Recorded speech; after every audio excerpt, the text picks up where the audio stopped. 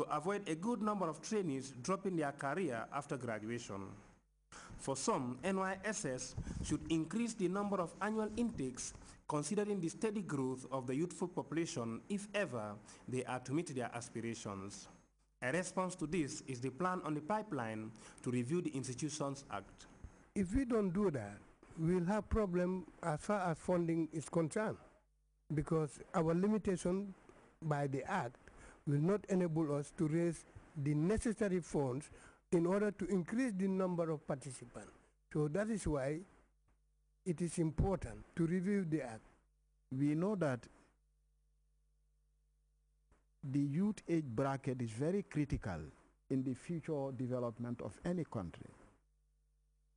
The more focused they are, the more engaged they are, the brighter the future of that country, not only in terms of infrastructural development, but more especially in the primary sustenance, sustainable peace management.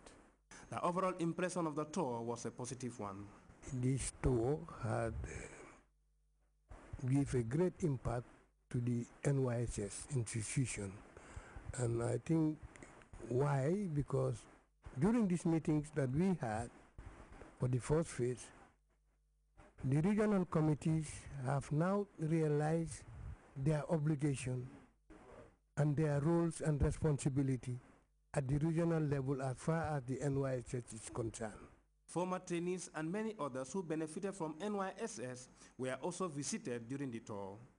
The second phase of this annual activity continues next week. Louis Mendy, GRTS. You can monitor GRTS Radio live on our website at www.grts.gm. We'll be back with more stories from outside the Gambia.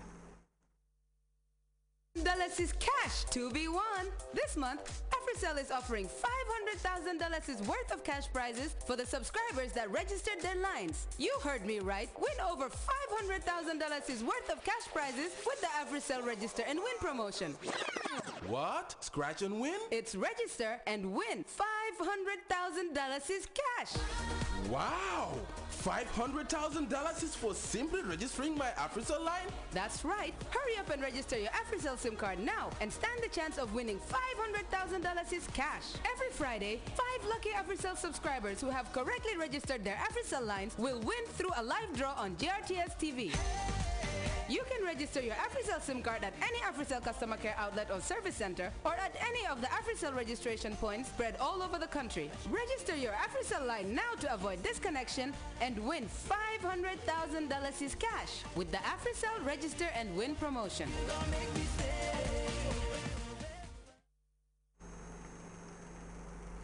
Welcome back. Authorities in the Philippines have evacuated more than 1 million people from their homes following torrential rains that battered much of the country. At least 73 people are confirmed dead, and meteorologists say more than half of the rains expected to fall in August fell in the past 24 hours. We have more in this report. Heavy rains continue in the northern Philippines, causing widespread flooding. Nearly 60% of Manila is underwater. 850,000 people have lost their homes or been evacuated. Meteorologists say that in the capital, more than half the amount of rain expected in August fell in the last 24 hours. Evacuees are being housed in schools where conditions are precarious. We hope to go home soon because it's so difficult here. Sleeping is uncomfortable and it's a problem finding enough to eat. At least 73 people have died since Typhoon Sayola skirted the islands late last month. Officials are warning that more rain is expected. Water in the streets is so high that transport is impossible. People are forced to carry the bare minimum. I don't know how we're going to stay alive. We can't cook or work under these conditions. Many people remain stranded or refuse to leave their homes for fear of looters. The flooding has provoked landslides. In a shanty town north of the capital, a family of 9 was carried away. Their house was right next to ours. I was watching it collapse. I ran over, calling them, "Get out!" But it was too late. They were all buried alive.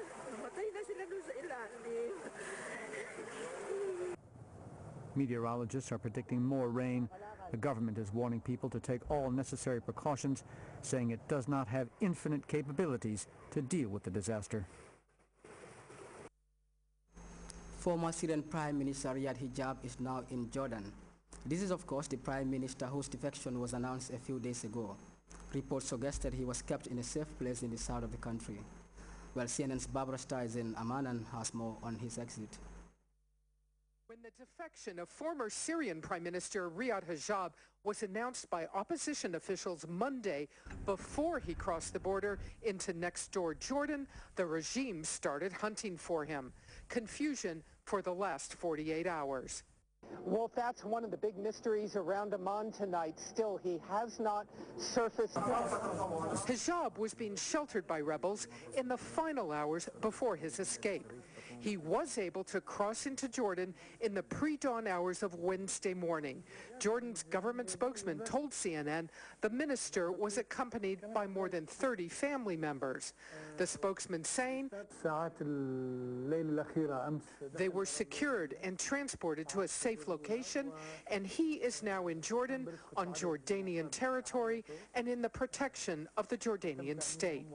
Rebel forces finally found a route to get them all to the border where Jordanian authorities were waiting.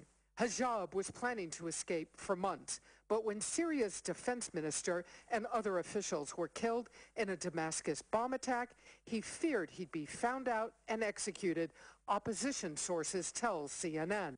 By all accounts, Hijab's escape was facilitated by rebels now securing regular escape routes on a nightly basis for all who want to get out. At the Zatri refugee camp, many tell that story. Rebels drive them to various locations. The refugees get out and walk. Waiting Jordanian troops are now regularly posted at crossing points to get them to safety. Many nights, Syrian refugees come under fire from government forces. Adnan says he was part of a group of hundreds the rebels escorted out, telling us, the Free Syrian Army helped us. We crawled until we got out of that area. There were some who were wounded, some came out with us, others died. Although Hijab may not have been at Assad's inner circle, the U.S. believes the embarrassment of such a high-level defection only increases the pressure on Assad to go. The Obama administration is already planning for a post-Assad era, but here in the Middle East, many governments worry they are in for a long wait. Barbara Starr, CNN, Amman. We'll go for another break. We'll be back momentarily. You're thinking of financing an investment opportunity or simply a reliable banking partner? Zenith Bank Gambia offers you just that.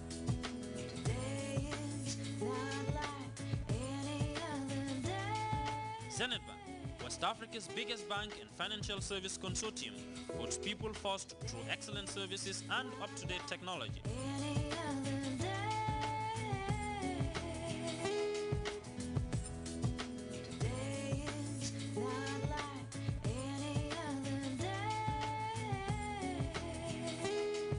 With a wide range of banking products and services, including Western Union, RIA, Money Express and MoneyGram Transfer, Zenith Bank prides itself with excellent and efficient customer service delivery with branches and partners around the world. Ramadan Mubarak from Zenith Bank. Zenith Bank, a truly Gambian partner.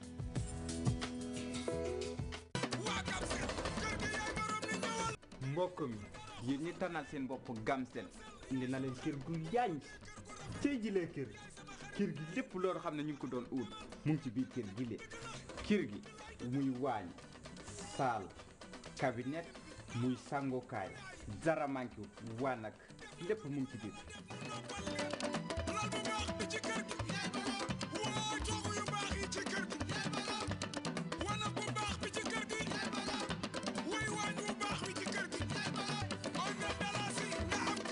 kër gi li la koy may ma iscré $100 wala noppal $100 nga am dëkkuwaay bu rafet ñu tudde ko kër gi yaay borom kër gi mooy foosal gañe cey jilee kër foosal gañe